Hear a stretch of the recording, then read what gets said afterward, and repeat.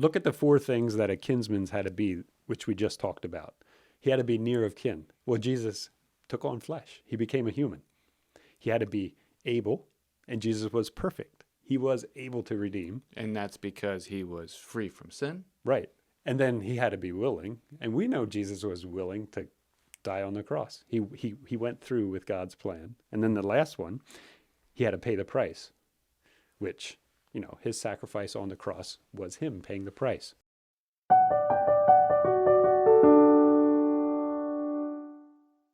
Hello, everyone. Welcome to Guide Through the Bible. Today, in our study through Ruth, we're going to be looking at the end of chapter 2. And the key word here is a kinsman's redeemer. And when I heard that, I was like, a what redeemer? Join us now as we look at Ruth chapter 2, verses 17 to 23. To introduce this lesson, I'd like us to think about the term redemptive analogy. This is a term that was made popular by Don Richardson many years ago, and people are usually familiar with it because they read the book Peace Child. And in that book, he uses the illustration from the Sawi people of how when there was two tribes at war, the one tribe would give a son to the other tribe. Mm-hmm. And as long as that child was alive, there was no fighting, no war. And that child was the peace child. And when Christians came to that area, they heard about that tradition, and they realized that's the perfect way to teach Jesus. And it clicks. And so that's a redemptive analogy. This culture was doing this thing that they didn't realize was pointing to who Jesus is. And there's other examples of that. Do you know of any?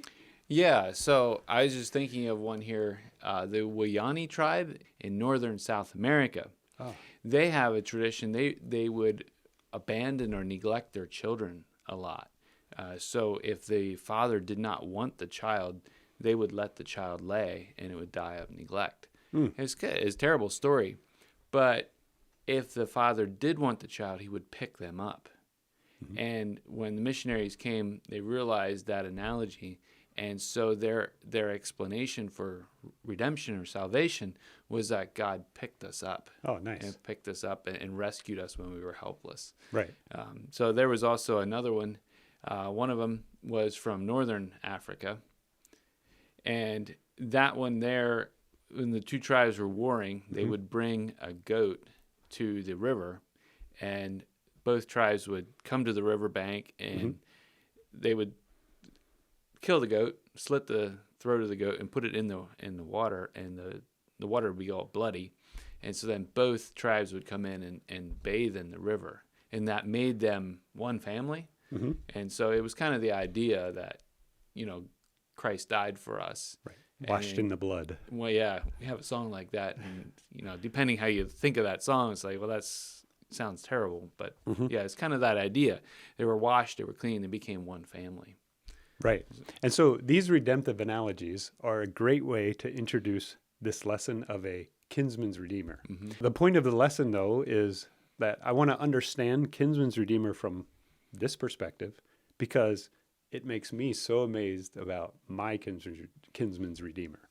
And so that's the goal. Let's understand the kinsman's redeemer here in Ruth so that we can be amazed at our kinsman's redeemer. Meaning Jesus. Absolutely. So if you could read Ruth 2:17 to the end, and then we'll spend some time talking about it. All right, Ruth chapter 2, verse 17. So she gleaned in the field until evening. Then she beat out what she had gleaned, and it was about an ephah of barley. She took it up and went into the city. Her mother-in-law saw what she had gleaned. She also brought out and gave her what food she had left over after being satisfied. And her mother-in-law said to her, "Where did you glean today? And where have you worked? Blessed be the man who took notice of you." So she told her mother-in-law with whom she had worked and said, "The man's name with whom I work today is Boaz."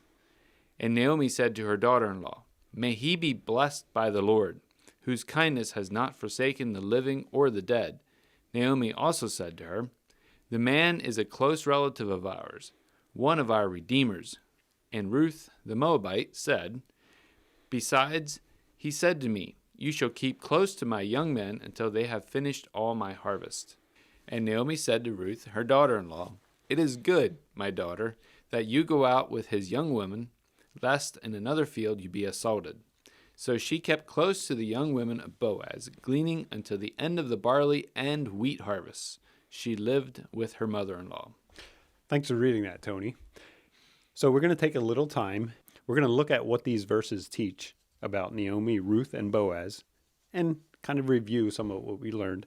And then I want to spend the rest of the lesson talking about this kinsman's redeemer, because it's new to us, and we got to understand that whole culture. There's a whole mindset that comes with it. But before we do that, notice in verse 19 how Naomi knew this was not normal. It's like, where were you? How did you get so much? Yeah. She knew what was normal for poor people to get in a day, and Ruth got way more. So that caught her attention. And then in verse 20, Naomi seems to have a heart switch. At the end of chapter 1, she's at a hard spot, and God has not been good. And now it seems like she's coming through that hard spot. She was, as we looked at earlier, she was honest and open with where she was. Now, in verse 20, it seems like she's coming through that. And I think that's commendable. She didn't stay there, but while she was there, she was honest about it and it was real with her emotions. And then at the end of the section of verses you read today, Boaz encourages her, Ruth, to come back to his field and stay there because she's safe there. And that's just like godly men everywhere. They're always protecting. They're always safe to be around. And Ruth felt that. Naomi encourages her to go there, stay in his fields because you'll be safe. And remember, this also points to the perverted time they were in. This was the land of Israel. She should have been safe everywhere, but it wasn't. And Boaz, as the godly man he stood out. Mm-hmm. Yeah, I mean, if you go back and read Judges, you can find some of those stories, and especially the way Judges ends. Right. It's just very, very perverted. Mm-hmm. People are just doing whatever they want, whenever they want. So that's just a little review. Now let's think about the kinsman's redeemer. You know, this is like calling 911. This was such a part of their culture. And today I would like to try to enter in and try to understand how it works and try to put ourselves in that culture so we can know what Ruth and Naomi were experiencing to a fuller extent. You know, when I drive, I don't think twice about making a left-hand turn on our road system. But then when I go to another country where the roads are reversed, it's confusing. And I think I would crash if I were driving. And so, you know, we got to enter into their culture. When you're making a turn, like a right-hand turn or left-hand turn, and where you do drive on the other side of the road, do you jump? Oh, it gets, when I first go there and it's new, it gets me every time. Look out. Yeah, exactly. And so to enter into their culture, I want to look at some of the laws, just normal laws that they had, and then look more closely at this kinsman's redeemer and how that affected their way of looking at things. The first law I want to think about and look at is the year of Jubilee. So every 50 years, there was this year of Jubilee, and the land would go back to the rightful owner. If he would sell it because he was on hard times or couldn't work, 50 years later, it will come back to him or his descendants. And that is not huge, but it's something to remember about this kinsman's redeemer. It was a great leveler. The rich didn't continue to get richer and the poor poorer. It kind of brought them back together somewhat. Right. Maybe not the whole way, but at least part way. So that's one law that helps us understand their culture. The second one is some of their inheritance laws. If you look at Numbers 27 and read it like a law book, this is how the children of Israel conducted themselves. And in Ruth, if Naomi would have died, her land would have went to the nearest male relative, as I understand it. Obviously, she didn't have a husband or a son. So then it would go back to Elimelech and his brothers and their sons, if that was the closest relative. I imagine that's what it was. We don't know for sure. But that was the law. That's how it worked. And so she knew this and was considering this when she was thinking about her future. The other one that is worthwhile thinking about is this whole thing of a kinsman's redeemer. And we want to understand the kinsman's redeemer so we understand our kinsman's redeemer. But there's a whole world of understanding that goes with those two words. And in English, it doesn't quite sum it up with just kinsman's redeemer. And if you look at the Hebrew word, goel, if I'm saying it right, Okay. it gets translated into 6 or 7 different words throughout the Old Testament. Majority of them are redeemer and kinsman, but there's also a couple times it gets used as revenger or avenger, ransom a few times. And so all of those words play into what this thing was, what he did. The kinsman's redeemer had several roles that he was expected to redeem, or things he was expected to do. And I've summed it up into three different distinct roles. If you want to read more about it, it's in Leviticus 25 and Numbers 35. But the first one was property or land. The kinsman redeemer was expected to redeem property. If it was sold and he could redeem it, then on behalf of his relative, then he could do that. The second one was slavery. If you broke your leg or something and couldn't work and sold yourself to pay off your debt, then you were a slave. And if you didn't have enough money to buy yourself out or stop being a slave, the kinsman's redeemer could redeem you and you were no longer a slave. If you happened to work for the guy who bought you, you could also redeem yourself if you saved enough money. And then the third one is the kinsman's redeemer was also the blood avenger. And this is taught in Numbers 35, where if someone was killed, it was up to the kinsman's redeemer to avenge their blood. And it's a whole thought process that went with this kinsman's redeemer. There's a sense of justice, or kind of even a police force in some ways. Right. If it was unintentional, the person who did it could go to the city of refuge. But anytime he left the city of refuge, as I understand it, the blood avenger or the kinsman's redeemer could mete out justice. And so this is how Naomi would have looked at the world. This was part of who she was. This is how it worked. And this was normal. We don't have that. We don't have that equivalent in our culture. But when she said, this man is our kinsman's redeemer, there was a lot that went into those two words. And we're trying to unpack some of that. The other law that is in the Old Testament that we hear about, and sometimes we hear it in reference to Boaz, is this thing of levirate marriage. And as I understand levirate marriage, taught in Deuteronomy 25, where it starts out by saying, if brothers dwell together. Obviously, there's different interpretation. Is that talking about brothers, as in, this is our country, Siblings. we're brothers? Oh, okay. Or is it talking about siblings, my brother? So I lean towards the idea that it's talking about siblings. And if a brother's wife died, it was up to the brother to continue the family lineage. Some people some people use that to say Boaz was fulfilling his duty in levirate marriage. But I would say that it doesn't quite line up. So Boaz wasn't a brother. And the other thing is, when in Ruth chapter 3, when the other kinsman's redeemer, the closer one, didn't accept it, he wasn't scorned. It wasn't a shameful thing. It was okay, and Boaz said, I'll take it. So if he would have been a brother, or if it would have been this levirate marriage, I think he would have been shamed for refusing his responsibility. He didn't do what he was supposed to do in that case. Right. Okay. So I don't see Boaz's commitment in chapter 3 as part of this levirate marriage. But that was also in Naomi's understanding. That was how she looked at the world. Okay. And I think you see this in chapter 1, where she says to Orpah and Ruth, you're not going to wait. If I have a son, you're not going to wait till he grows up, referring to this idea of levirate marriage. Yeah. And that would have also protected them as well. But there was no way that was going to happen.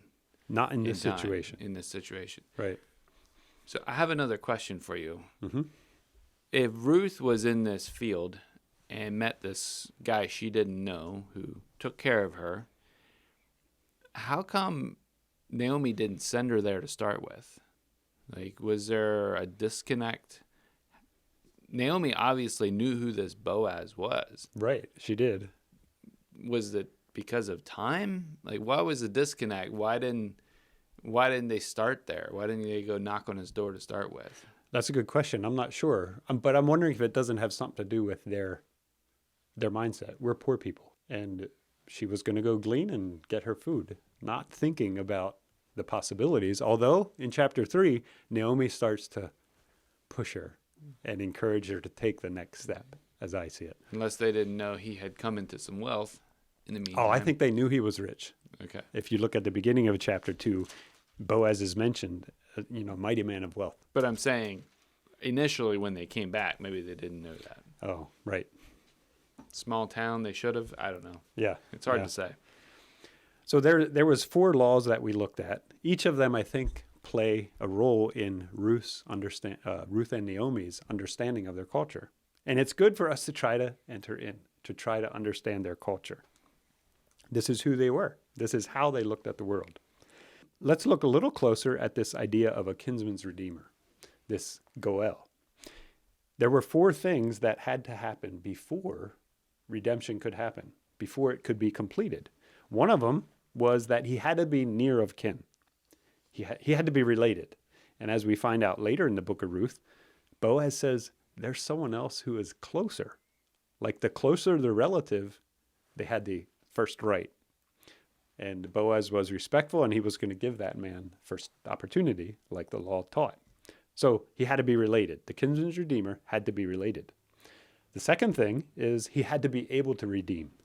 He had to have the means. If he was going to buy the property or buy the person out of slavery, he had to have the funds to do it, the resources to make it happen.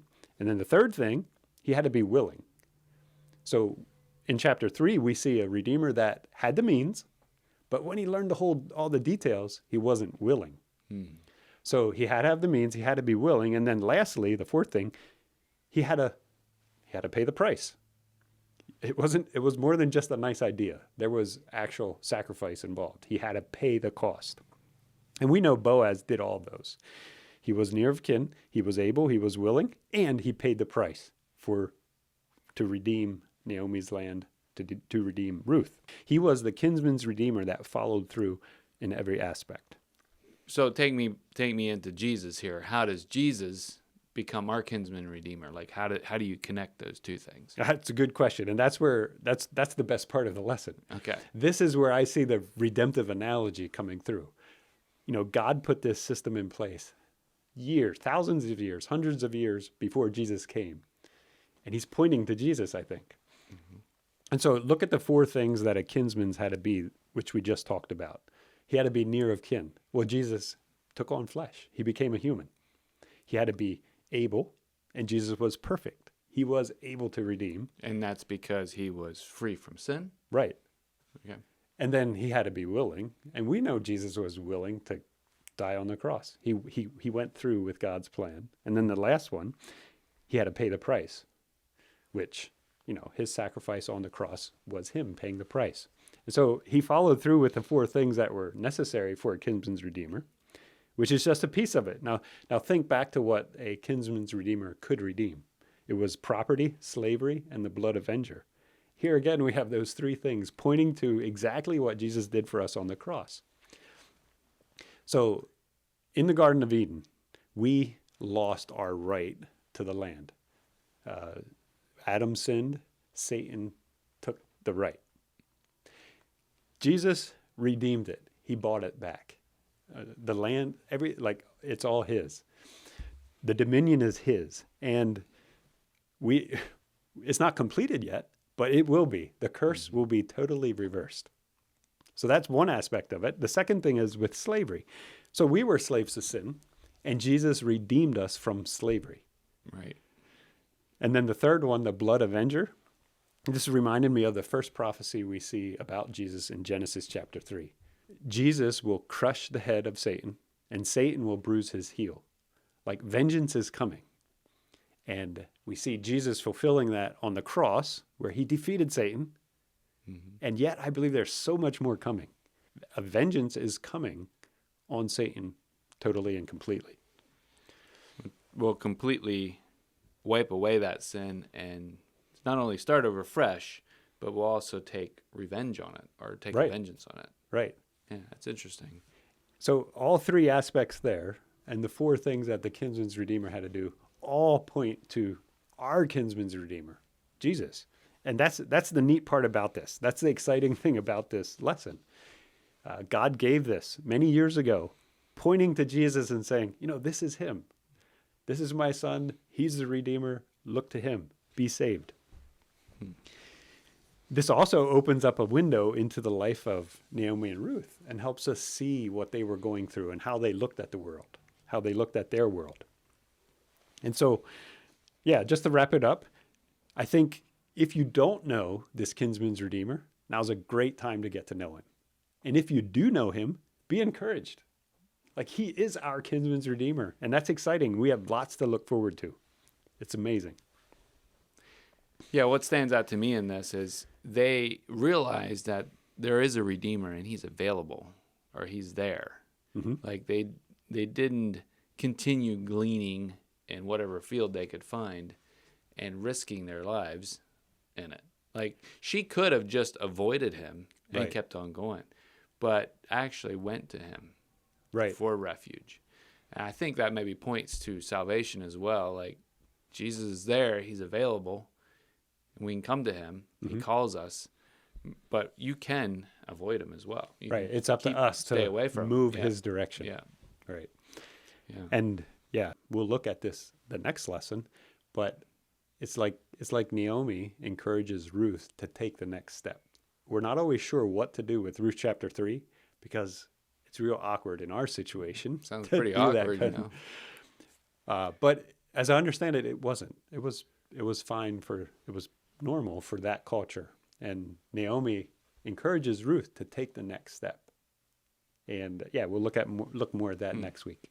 Thank you for joining us today as we looked at Ruth here in chapter 2 of the book and kind of finished up looking at what a redeemer, what is this kinsman redeemer, and looking at how that compares to Jesus. Some of the points that he had here was that it's a near kin, someone who is able to redeem, someone who is willing, and could completely pay the price. And that's Jesus for us. And so, thank you for joining us in that and for following along. We'll look at it some more the next time as we go into Ruth chapter 3.